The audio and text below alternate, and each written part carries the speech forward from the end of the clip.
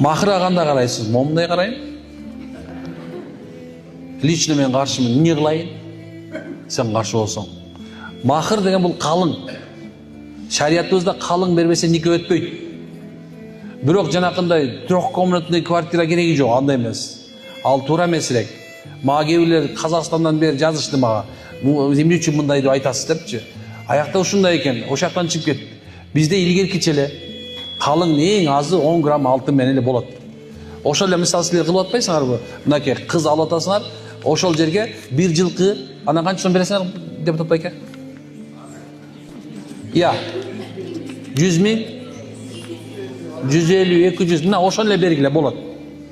Ошол эле мисалы алса кызга сурайсыңар. Кызым, мына ыраазысыңбы? Сенин калыңыңды ата-энеңе берели депчи. Жок, алар бер, мага берле десе өзүнө берип коесуңар. Ошол эле идентичный махыр деген эле калың эле деген сөз. Анан кийин ага молдолор бар десе махырга эмне берип аласың? Анын маселеси такыр бөлөк эми.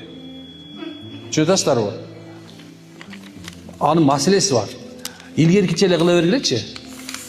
Макулбу, молдокем биле ошондой кылып атасыңар да, силер деле айтып атасыңар, момундай деле. Махыр деп мисалы алса, обязательно мисалы кыздын өзүнө бөлүп бериш керек деген нерсе туура. Калың деле ошол кыз өзү алат. Бизде болсо ата-энесине берет. Айырмасы ошол эле болду.